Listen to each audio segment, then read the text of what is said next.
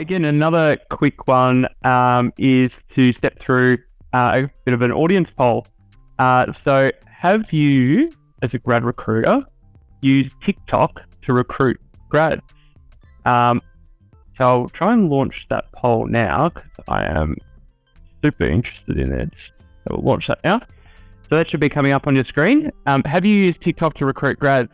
We thought to pop this in because that's kind of a bit of the theme for today. Not TikTok specific, but just the way that students are engaging with different platforms these days to find employment and just what they're interested in as well. And just speaking, John, sorry, Tyler? I was just saying, wow, to the results so far. They can't see this yet, by the way. Okay. We can. So don't give anything away. But just speaking with a couple of employers recently, there's been a couple of employers that have had success in terms of hiring, maybe not so much graduates, but like warehouse workers. I spoke with one last year and a couple of others. But yeah, let me share the results and we can step through what that looks like. So like Taylor said, wow, but did you expect fewer or more that said yes? I thought more uses, to be honest. I'm not overly surprised, given it's quite an untapped resource or platform, but I still would have thought it'd be a little bit more. It's quite surprising. Interesting. Gotcha. And I forgot to hit share results, but they should be appearing now. So 6% saying yes and 94% saying no, not yet. So hopefully we can change your hearts and minds today, because it is an awesome resource to connect with grads. So I'll stop sharing that, and I think I'm going to pass the mic back to you, Taylor, to kick us off with the top 6 Gen Z trends. Here we go. Trend number 1. Right, what are we at first? Platforms. The popularity is changing. So I'll just quickly highlight, actually, when it comes to the different year groups, there's their birth date or their birth year. So as you can see, sort of like 2004 to 2006, that's when they're born, the year they're born in. So I mean, a lot of us already know that when it comes to different age groups tend to prefer different social media platforms, right? What this means is, unfortunately, when you're marketing to Gen Zs, strategies that worked even a few years ago, when you're recruiting to millennials, for example, they're no longer going to deliver the same results. When it comes to Facebook, it's still the most popular social media in the world. Almost 3 billion users, which is pretty insane when you think about it. It's still the most popular platform out there. But when Gen Z interact with different social media platforms, they're a lot less active on Facebook these days. And as you can see from the graph, it's quite spread out. Facebook's no longer the platform of choice for these for Gen Zs, right? Feels weird saying Gen Z when I am a Gen Z, so hopefully I don't get that too muddled up. But yeah, Gen Zs, they're not finding Facebook as popular as before, and as you can see, it's a lot more spread out nowadays. Now, the biggest change, as you may have picked up already, is the rise of short-form video content. You know, when you look at Instagram, for example, TikTok, Snapchat, they all have something in common. That's short-form content, whether it be video or Snapchat, where, I mean, there is video still involved, but there's a lot of just photos. You've got a limit on when you can record a video in terms of the length, and also a limit on the words. So it's all short-form content is the point here. And when it comes to 2004 to 2006, people makes up about 90% of their favorite social media platform, right? Which is pretty insane to change over the course of the different generations. A quick flag as well, you're probably wondering, where does LinkedIn fit on this? Well, it's not in the slide because a lot of Gen Zs, they don't really like LinkedIn at the moment. It's a lot of our favorite platforms. It's one of my favorites, and I'm Gen Z, so a bit contradicting there. But when it comes to Gen Zs, a lot of them are still required to sort of make accounts at university, but they find it a little too professional, and it's not in the usual rotation of apps. I asked my bit of context. I've got a few examples relating to me in this, so bear with me. But I asked my partner when I was having a look at this. I know she's got a LinkedIn account. She's doing a master's final year at University of Auckland. I was like, how often do you use LinkedIn?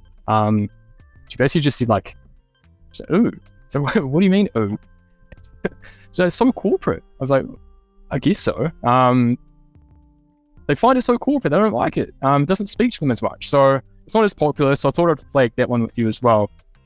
So if you could jump to the next slide, Grant. Why did Gen Zs, I mean, you notice it's so spread out in terms of like the popularity of different platforms. Why is it like that? Why do they prefer different platforms? Well, Gen Z, they really believe that different platforms for a different use. For example, as you can see on the slides, Instagram for their social image, Snapchat is for, chatting to their friends, messaging their close friends, TikTok and like YouTube for entertainment, and even sort of searching up how to do things online. So it really just boils down to what they find important, what aligns with them more. For example, like social image, if that's more important to them than, messaging their friends, they typically prefer Instagram as their favorite social media platform. And it's going to continue to diversify as well. These apps, they really just come out of nowhere now. TikTok, I'm not sure if you can recall when TikTok came out, but it seemed to just skyrocket out of nowhere. That's the power of the generation today. Is a lot of these apps, they kind of just become popular so quickly.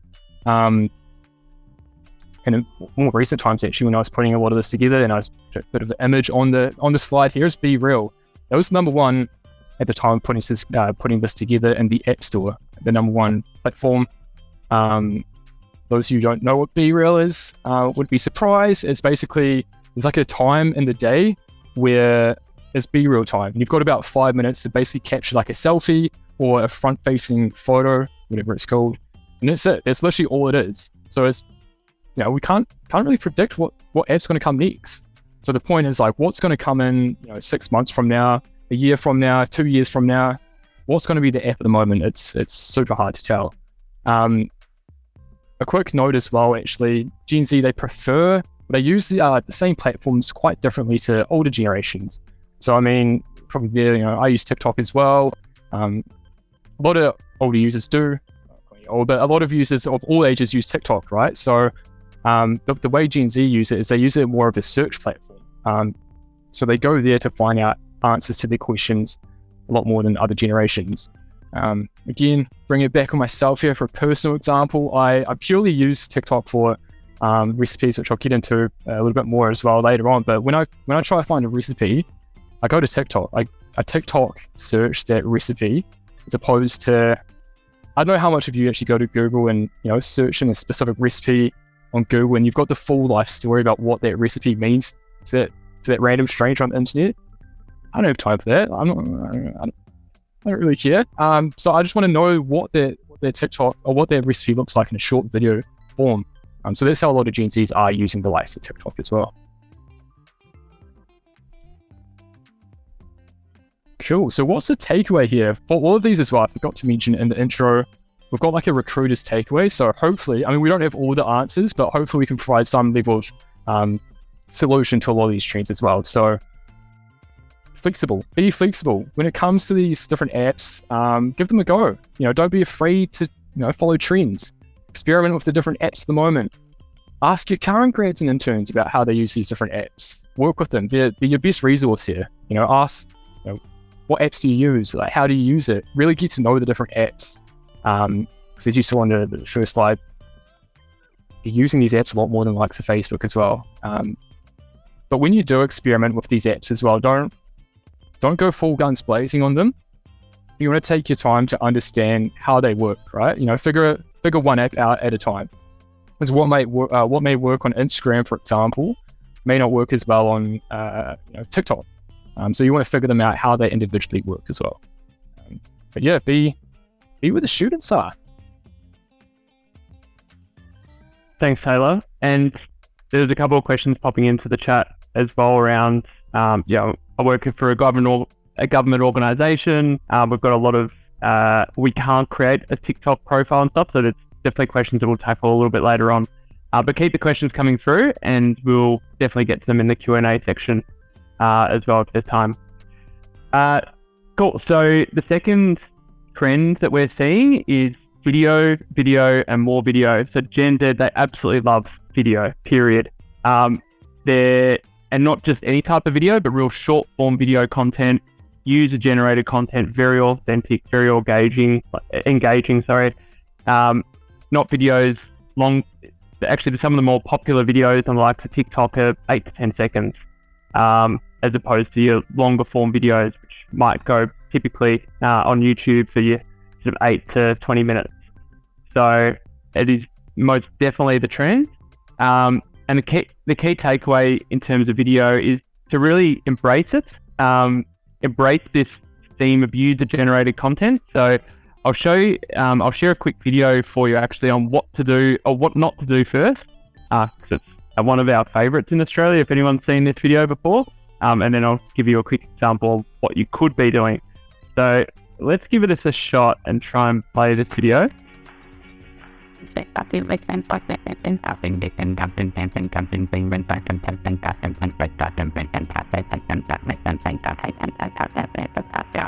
We're so stoked for our presentation to the executives this afternoon. It's been a massive challenge, but definitely looking forward to it.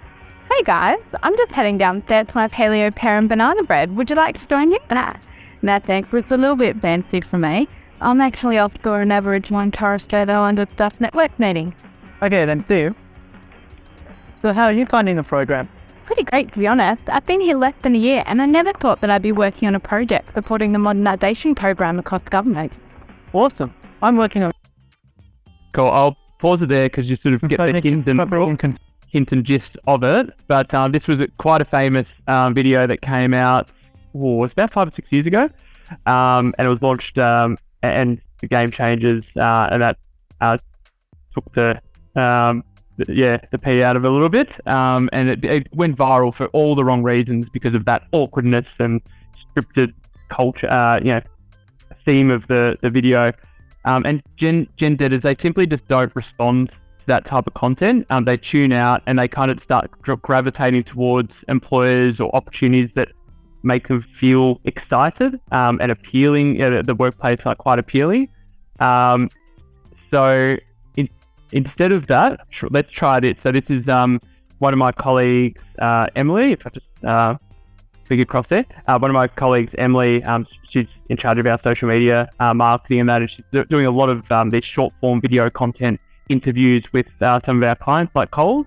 So let's have a quick look at what Emily's doing and I can show you the results. What did the first couple of weeks look like at Coles? We spent 5 days working in the supermarket on the team level so that we get to have a bit of a snippet into the day of the life of a team member. Then we do our in-office induction, which involved the entire cohort learning about Coles, the senior leaders, the values, and getting tours of the SSE. And then we do a function induction. For me, it was people and culture, where we learn about the kind of work that we would be doing. Cool. So you can very quickly tell the difference, right? Like short, snappy, it's a 31-second video.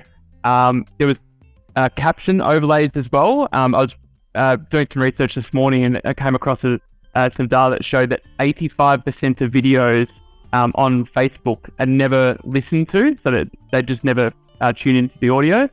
So if you've got any videos out there and you're relying on the audio content to be crisp and really cherry ripe to engage the audience, that's good. Don't get me wrong, but you're only capturing small attention, part of the attention span. So having those overlays in terms of captions are absolutely integral to make sure that people understand what the video is about. So this short form video content, it's here to stay. It's getting shorter and shorter, and the punchier you can make it, and the more authentic you can make it as well. Like try and, I'm stealing a little bit of my thunder for later on, but try and use fewer buzzwords and try and use more Gen Z slang and that type of stuff as well. Really talk to the student when you're creating these videos. What did the first couple of weeks... Sorry, Emily, we've heard from you. We'll come to this one. Taylor? Awesome. Number 3, even search has gone social. So we've touched on this a little bit already, but it's worth exploring a little bit further. Not only do Gen Z largely prefer videos to articles, as I mentioned with my recipe hunting, they increasingly prefer video platforms to traditional search engines like Google as well. If we look at Gen Z compared to millennials, for example, one of the key differences is the two questions that they are the questions they ask themselves. when it comes to finding information. Millennials, they'll typically ask themselves, what do I want to know? They'll dwell on it, think about it, figure it out, and go to Google, right? If we go to Gen Z, on the other hand, they'll most likely ask themselves, what should I know? So instead of dwelling on it and thinking about it, figuring it out and going to Google, you're likely to just scroll, TikTok or Instagram for hours and hours and wait for that inspiration to come to them. They rely on these platforms to tell them what they should be interested in. So Gen Z, they're basically using social media apps to source their information for them and knowledge as well. Google have actually acknowledged this as well, a decrease in search traffic due to the likes of TikTok and so on, eating up their its search market share, which is pretty fascinating. So, why are they relying on these algorithms? Well, many Gen Zs, they feel that TikTok, for example, keep using TikTok as an example, good example. TikTok shows them relevant content a lot faster than Google. The platform's algorithms, they present each user with such a unique feed that it's super tailored towards their specific interest, right? So like every time a user likes or comments or shares, engages with the piece of content that they're interested in, it updates their algorithm so it's even more tailored to their interest next time they use the app. So since they've got this constant waterfall of content that's just super relevant to them, they're making quick snap decisions about what they're interested in. And once they find that inspiration, once it comes to them, that's all it takes. They block out all distractions. They go down the biggest rabbit hole for hours, weeks at a time about that specific subject. Again, looping it back to myself and my love for recipes, I purely use TikTok for recipes, right? So when I downloaded it, it's pretty different now I think about it to most Gen Zs, but what can you do? When I downloaded it, spent about 30 minutes to 45 minutes basically searching up all the food I like, and just liked and commented on all of that. So now every time I go on TikTok, bit of life hack by the way, every time I go on TikTok, I've got this constant waterfall of different recipes. So I can just go through those, wait for that inspiration per se, to come towards me for the recipe, and then boom, got my recipe. Now imagine Gen Z's making career choices, right? They're a lot more inclined to wait for that career inspiration to come to them via their social feed. If we go back to the Gen Z and millennial example again, pick on them, why not? If we look at a high potential penultimate year millennial student, they'll most likely follow the traditional ways of searching for jobs, right? Making a bit of a short list of employers that they want to work with, use traditional channels like searching online and careers fairs to gather the information, which as a recruiter makes your life a lot easier because you know when and where you need to be. On the other hand, if we look at a high potential penultimate year Gen Z student, no matter how strong your employer brand is, there's no guarantee that they'll seek out your firm as an employer. They're more likely to wait for that inspiration to come to them via their social media feed. All it can really take is like a little TikTok, like a small candid day in the life story from like a local startup company. And that's all it takes. They're interested in working for a startup, right? What they'll do is they'll start their rabbit hole journey, looking into startups and even further looking into what it's like to be an entrepreneur, which in this example means that non-startup companies, assuming they can just wait until wait until next year's careers fair, they'll miss out. So Thanks, Taylor. I was just going to chime in on something because there's some really interesting chat going on as well around in TikTok, and the question was asked by somebody in the audience, can students apply for jobs via TikTok? And someone answered, no, you can't. You need to embed the link and make sure that the link's clickable via the TikTok video. So I'd quickly thought to jump in there because that link, you can embed the link, but you actually need a certain amount of followers as well, to my understanding, on your page to actually start. It's a bit of a gateway of that as well. So yes, students can't apply for the jobs per se, but they can click a link, go across to your Grad Australia profile in your job or career site, where it might be, and then they can apply the job through there. Yeah, good questions and some interesting chat going on. Heap of questions coming. Sorry, Taylor. Good. Key takeaway? That was a useful chime in. Love it. Takeaway. It's important to expand your efforts beyond the traditional 2 to 3 month recruiting season and give students content to engage with all year round. The reason being, you never know when students are be looking for jobs. So when they, TikTok scrolling away at 3 a.m. on a Tuesday in May, you don't want to leave them hanging, right? So this isn't an audience that's going to be patiently waiting around for 9 months until you get around to posting information about your grad program in March the following year. It's also important to start reaching out to students a lot earlier in their academic careers as well. A lot of Gen Zs, they're no longer waiting around until their final year of university to start thinking about graduate jobs or start their search as well. So if you're not actively looking or not actively marketing to younger students, then you may be speaking to a target audience that have already made up their minds. Again, sound like a bit of a broken record here, but work with your current grads. They really are your best resource for all of this, and they'll help a lot. Up to yourself, Grant. Number 4. Absolutely. Thanks, Taylor. So number 4, trust is earned. It's not given, right? So be really authentic and honest in terms of your messaging. So students are generally speaking, the Gen Z candidates you're looking to attract in February, March this year, they're actually less trusting of companies than in previous generations. So I was looking at a study from Salesforce that was done back in 2020. So perhaps the data has changed or skewed even further since then, but only 42% of Gen Zers say that they actually trust brands and businesses. And that's a lot lower than millennials. So millennials sits at about 50% overall. So if for those who are familiar with McCrindle Consulting as well, or McCrindle Research, I think Mark McCrindle recently was talking about the Gen Z generation, and he was talking about that they're growing up in a time of turmoil. They're living in the shadow of the pandemic, where their systems started to break down, and they weren't sure who to trust, which means that brand loyalty or brands rather, they need to work harder to create that brand loyalty and that trust. So Gen Z students are, I guess, less likely to be trusting of companies. The question is posed to the audience, right, of what does that mean for grad recruitment campaigns? I noticed in the chat as well, someone saying, if Gen Zers are relying on TikTok for careers advice for all students, which I had a little chuckle at.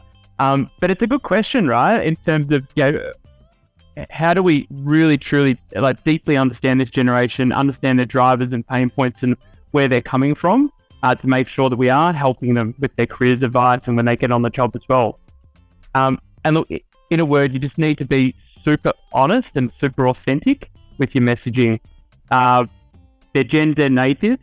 They know information when they see it. They know it's very common online. The misinformation age is what's been tagged or coined over the last few years, especially with the pandemic and whatnot, all the craziness that came from that.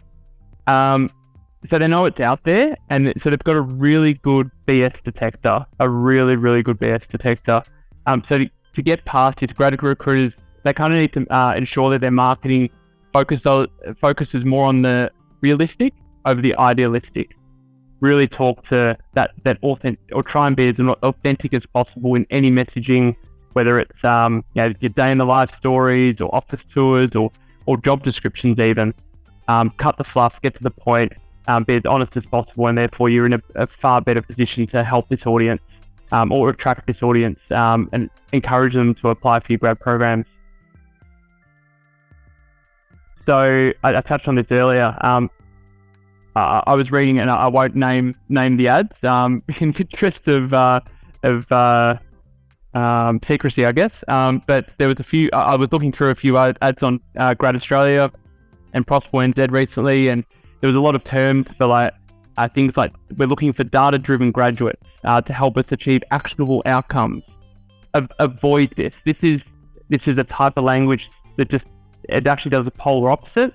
It disengages or disenfranchises the audience. The blinkers go on and they start yeah, they're just not excited by that type of those sort of buzzwords. And Taylor, you can definitely attest to that. So a quick show of hands, I guess, in the audience as to who knows what some of these words in the word cloud mean.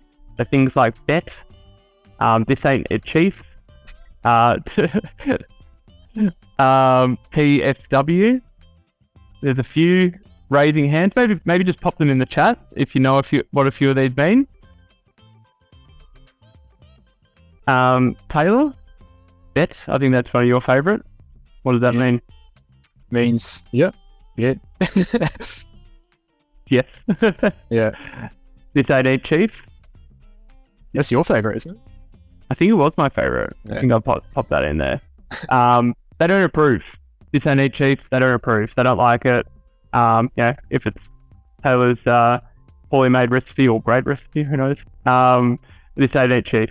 They don't approve. And TFW is that feeling when. So for context, Taylor, you've got a good example of that feeling when. Do I? Surely. That feeling when it floods in Auckland. Yep. Essentially. So again, the more honest you are, the more you speak their language, the more likely your marketing is going to resonate with this audience, and the more likely they're going to apply for your job, and you're going to receive that application. So a quick audience poll. Taylor, you mentioned this very quickly at the start. What's the meaning of this Gen Z word? So I'm going to flash a word up on the screen in 20 seconds. Drum roll.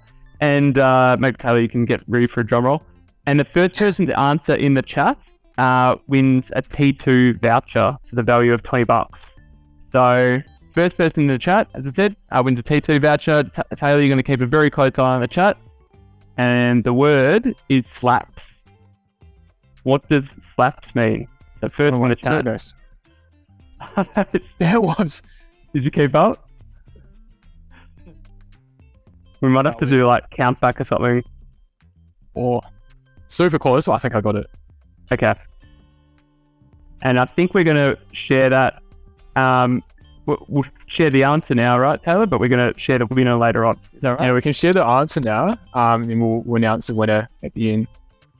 My word, it's probably milliseconds in that, so probably check out the internet speed on that one. But yeah, you can share the word. So slaps means when something's really, really good. So for example, Taylor's butterboard that he got from TikTok, the food was really good. It was slaps. It was no, it's slaps. No, it was slaps. It slaps. It is slaps. Yeah. Nice. Love it. I'm still learning, clearly. Oh, how good. Love it. Cool. So we'll announce the winner after before we go into the Q&A. How does that sound? Sounds good. Number 5, not just another cog in the machine. Let's backtrack a little bit here. So Gen Z, they're the first true digital native generation of our time, right? They basically grew up in front of a computer screen. My earliest memory, there was always a computer screen around.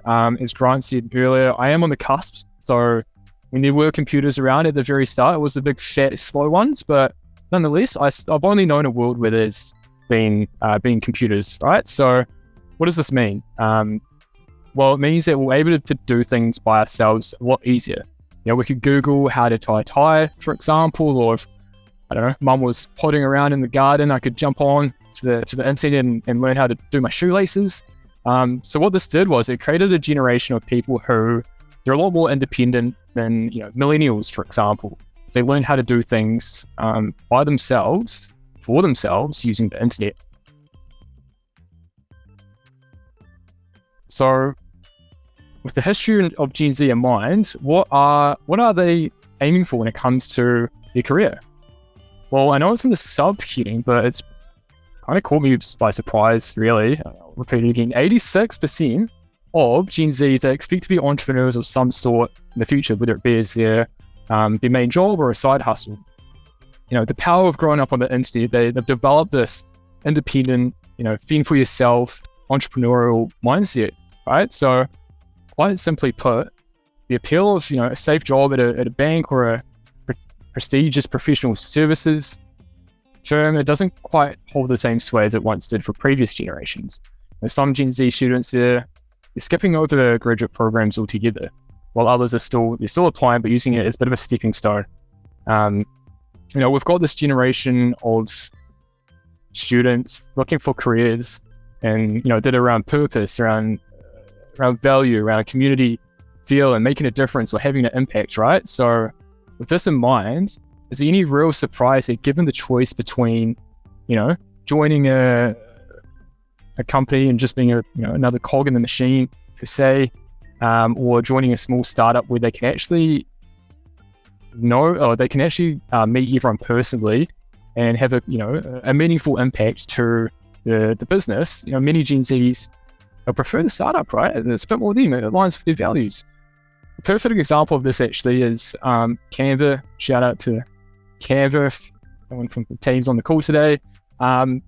Every year for context, we publish a top 100 graduate employers guide. So every year we rank the top graduate employers for that year. If you want the methodology, let me know after this. There's quite a bit that goes into it, so I won't waste time going it through today, but let me know afterwards if you want to have a gander at the methodology. But essentially, Canva, they weren't even featured in the top 100 about 3 to 4 years ago. Last year, they came out on number 1, despite having about 2,000 or 2,500 employees at the time. They'd be massive employers. Want to pick on BHP, but BHP have got over 80,000 employees, right? And Google, etc., which just really solidifies it. Bigger doesn't necessarily mean better when it comes to Gen Z. I'm sure there's a lot of reasons why why Canva had a lot of success over the years, and their appeal to graduates. But one that really stuck with me when I was looking into it a little bit further was that they offer, I believe it's called the Vibe and Thrive Allowance. So essentially they have this sort of allowance or time where they can they can work on something that that's important to them, right? So for Gen Zs, that could be like a side hustle. So they do a great job of actually understanding what's important to people, and specifically students in today's day and age. So it's becoming super clear, that from the Gen Z perspective, that the balance of power has actually shifted now. Gen Zs now, they expect an employer to align with their values, and not the other way around. So, what's the takeaway? Well, with fewer students applying for fewer jobs, large corporations, no longer holding the same sway as they once did, as far as Gen Z are concerned, it's pretty safe to say that, we're no longer in an employer's market, as a lot of you probably experienced last year. So if you can, I know it's a lot easier said than done, but try to capture some of the best parts of a startup. Think things like purpose, meaning, community connection, impact. Take a page out of Canva's book.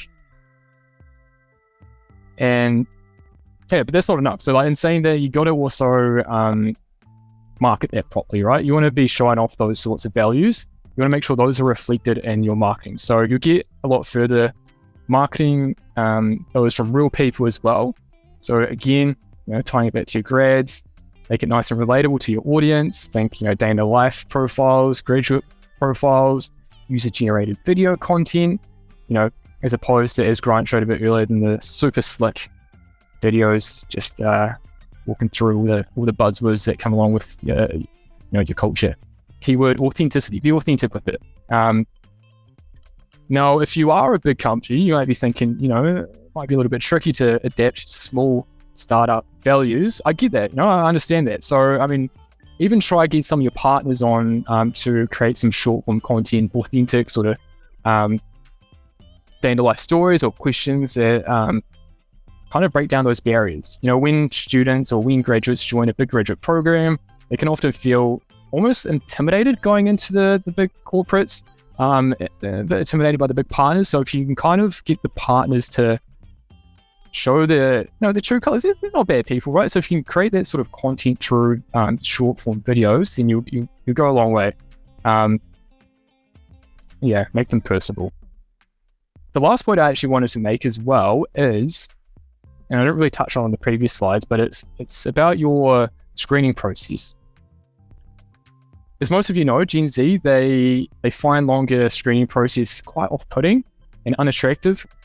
One student we actually interviewed, we do a lot of user testing and student interviews to get to know the market a lot more, which helps us obviously improve our offerings and help our employees as well, our clients. So we do a lot of user testing and interviews. And one of I think she was studying marketing in Australia. She's a graduate, applied for a job. I won't say the name, but at quite a big corporation. And she was actually offended by the whole process, the interview process. She felt there was no human connection on the way, and it was too long. So it just goes to show that they don't like it as much anymore. So the more personalized and human you can make your screening process, the less risk you have of alienating your Gen Z candidates. I know it's easier said than done when you're processing over 10,000 applications per campaign, but even a quick phone call to establish some sort of personal connection can make all the difference for a high potential Gen Z candidate that's at risk of disengaging from your screening process.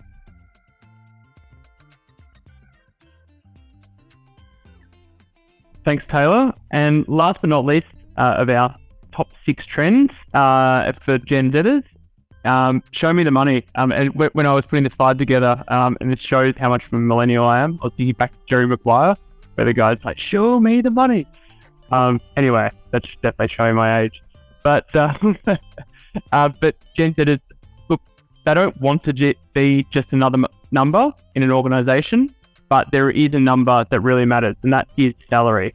So we can't really discount the impact of things like the 2008 global financial crisis and the recent pandemic. It's the impact that it's had on the Gen Z psyche. For millennials like myself, we grew up in sort of a boom time, right?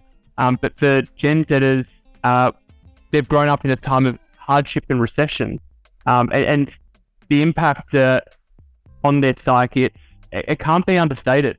You think about, there's been a lot of economic uncertainty, not just through the pandemic, but again in 2008. So if we swing back to global financial crisis, right? A lot of the Gen Zers of today, they saw their parents lose homes, lose their jobs, take salary cuts, etc. And they saw that real life impact. On top of that as well, they've seen, and they're very, very savvy when it comes to knowing what's going on in the world. They know that inflation is a thing. They know that there's a flat wage growth as well. Although that is starting to change in the grad space, which is terrific. And there's also an exploding cost of living. So they're hearing things like the degree doesn't actually guarantee them a job, and that might be some of the reasons as to why there's been a decline of the number of students taking up university or studying university and looking for alternative ways to get educated. We often joke about YouTube University. So money matters. They want to be financially secure and they want to be successful, and it's far away from the type of the common stereotype that we sort of pin on Gen Zers around lazy youth. That term gets thrown around quite a lot, right? Gen Zers they aren't that at all. They're very hungry for work. They're very side gig savvy, and they're very money focused. A very, very entrepreneurial generation. And that sort of shows up in the data as well, right? So there has been a shift in the last few years from in terms of career priorities and what's the most important factors for graduates when they're selecting their employer of choice. So like I said, it shows up in the data. So the recent AAG candidate survey data in 2022 showed that compensation and benefits, salary, is actually now the second most important reason as to why a student or a Gen Zer would select an employer over another. And you can see that that's been a steady incline back to 2019, whereas the sixth most important factor when making career decisions. So what is the takeaway? So Gen Zers, they still care about, social impacts, cultural diversity and equality, but those factors are becoming increasing, or they're falling behind things like salary as decision-making drivers rather. So you need to be transparent in your job ad and in the advertising and include salary. We actually enforced it. At Prosper, we enforced that graduate employers that work with us need to publish their salary on all job ads earlier this year. And it's and one of the main reasons we're doing it is not for the fun of it. Of course, it's actually just we're speaking to what Gen Zers want. Gen Zers recruits will just renege on offers if the salary isn't what they expected. And I've got a little caption there of an Adobe survey that was released recently 6 days ago that found that 85% of graduates would be less likely to apply for a job in the first place if the company that they're applying for doesn't disclose the salary range in the job posting. So display your salary, be transparent and honest to begin with, and it will have better outcomes for your organisation. Taylor, do you want to summarise for us? I can do, and I'll probably go through this on a relatively quickly, conscious of time. So 6 key takeaways to summarise. Number 1, meet Gen Z grads where they are. Be flexible. Experiment with different apps. Ask your current cohort of grads, your family members, etc., how they use these different apps. Number 2, your recent graduate hires are your best assets. I went on about it right throughout. Use them. They're great content with them. Ask them, as I said, how they use these different apps. Just quiz them a little bit. Work with them. Kind of leads into the third one as well, but let your grads take a lead in creating your recruitment, your recruiting content as much as possible, right? Get them on some TikToks, have some fun with it. Number 4, make your recruiting a year-round effort. They're always on TikTok, right? They're waiting for the inspiration to come to them. They're not necessarily going to be waiting around the entire year or 9 months to wait until you release some information about your graduate program. As Brian mentioned, just be transparent around your salary. Red flags, alarm bells go off. They can't actually see the salary now, since a lot of employees are showcasing the range of their salary. And lastly, earn their trust, respect their priorities, and you'll be rewarded. Speak their language. So all those buzzwords not to use, and use Gen Z lingo, and they'll start trusting you a little bit more. So those are our summary points today. In terms of the Q&A, do appreciate we've gone a little bit over. So perhaps we make a note of the good questions, and we can reach out after this to answer those. Or let's try and get through a few. We'll do a rapid fire. How about that? But before we let everyone go, Taylor, do you want to announce the winner of the T2 voucher from earlier? The drum roll, and apologies if I've mispronounced your last name, but Pascal de Rook. Congratulations. We'll be in touch, and we'll share that T2 voucher with yourself. Awesome. Congrats, Pascal. That's awesome. So rapid fire in terms of questions, have you been taking, there's been quite a few. Yeah, there has been quite a lot. So let's try and somewhat start from the top to be fair. Elliot, it's great to hear that you're dialing in from the beach, mate. For those who don't know, that's one of our Prosper colleagues. Pamela asked the question, is there a decline in local students due to a decreasing birth rate? Really good question, Pamela. I'm not too sure, but I'm going to go and try and find the answer there, because I'd imagine that's had some level of impact as well, the declining the birth rate in Australia and New Zealand. There was a lot actually about TikTok and not being allowed to by their employers. I've heard that a lot as well. We can help with that. So reach out to your account manager. I'm your account manager. Reach out to me. We'll look after you in that sense, and we can help build up that content for you. Yep, most definitely. Sorry, I'm just trying to scan through the questions here. There's been a few questions around how do you keep it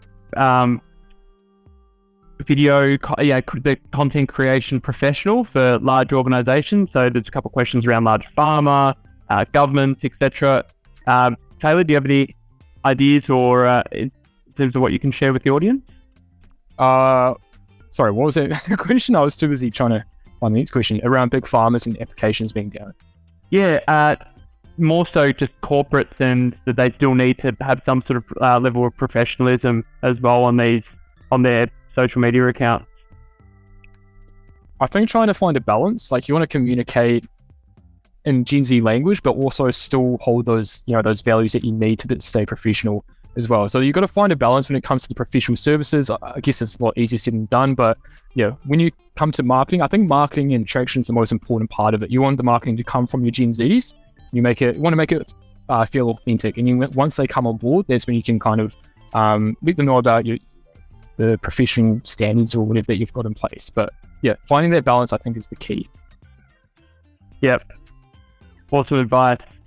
Another question that I'll have a crack at answering is, what are the better alternatives when it comes to job wording, like wording in job ads? So, like I touched on earlier, cut the buzzwords, speak their language. Maybe you don't want to use words like slacks in your job descriptions, but one of the things that we've started to trial recently in our job description to attract candidates to Prosperable is to use video content in your job descriptions, and that seems to be hitting the mark really, really well. Keep them very short, punchy and to the point as well. Like long form job descriptions tend to get disengaged with the quickest.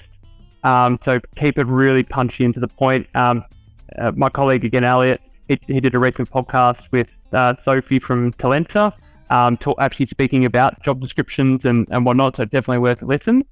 But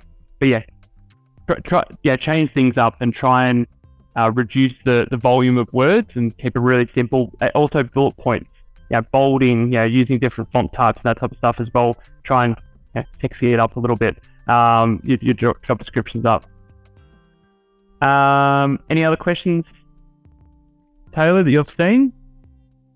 Those are the main ones. There are so many, so it's hard to kind of... There is a few. Another one, actually a good one to touch on, Aisling Smith. Thanks for this question. You've asked, what's the ideal time frame for recruiting graduates? So, Taylor, do you want to tackle that one, or would you like me to? I feel like you may have a better answer to that one. Sorry, cool. Yeah, love to. So it has changed a lot in the last few years. When I was going through university, everyone went out on campus to career fairs in March. Went out, recruited grads. It was very cyclical. So grad recruitment March, interns in July, August. That's definitely changed. Really, the last 3 or 4 years, we've seen quite a big shift where there was these huge peaks in terms of search volume and application numbers on our website. So in March and in July and August. But that's steadily plateaued quite a bit. There's been a flattening of a curve, to use a bit of pandemic lingo we've all learned over the last few years.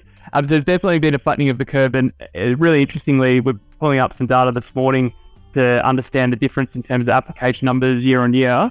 And in December last year, like that 30, if you recall, that 30-day number of job applications being made on Prosperable side that I shared earlier, we've got a bit of a snapshot to say that December last year, there was double the amount of applications happening on our site compared to the previous year in December. So it just shows that students are searching year round. They're also, unfortunately or fortunately for some, they are also accepting offers and then continuing to apply for more jobs as well after. So the search patterns have changed. So there's no ideal time frame when it comes to recruiting grads. One of the solutions you can look at, Aisling, is to create things like pre-registers on Prosperable. Actually, we do pre-registers on all our employer partners. Create a pre-register. It acts as a bit of a talent pool for you. So even if you don't have live job ads, or even if you're not an organisation that recruits sporadically across a year, you can still capture the details of candidates as you go. And that tends to work really, really well to capture the audience across the annual cycle. There is so many questions. So let's answer one more and then we'll wrap things up. How's that sound, Taylor?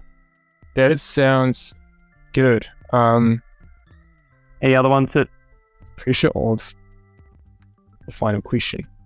I did see a few actually around, is this just regional, or is it sort of metro as well? A lot of this information's across the entire country, right? And it reflects across Australia and New Zealand. Like it's a generation thing. Like it's all Gen Zs, no matter where they're located, it's all kind of transferable across different locations across even the globe, actually. So yeah, all of this information is relevant, whether it's metro, rural, different country, international. So that's all I got to say about that one.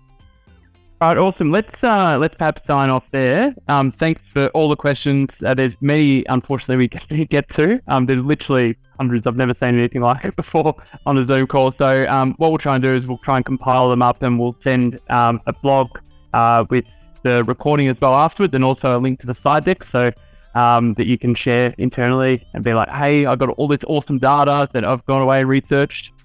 Put your badge on it. That's fine. Maybe don't take credit possible. And so we'll share that with you afterwards, as well as a list of the answers to many of your questions. There's a lot of thank yous in the chat. So yeah, it's been an absolute pleasure bringing this webinar to you all. Thanks, Taylor. Enjoy the rest of your week, everyone. Thanks, everyone. Have a good one. Catch you later.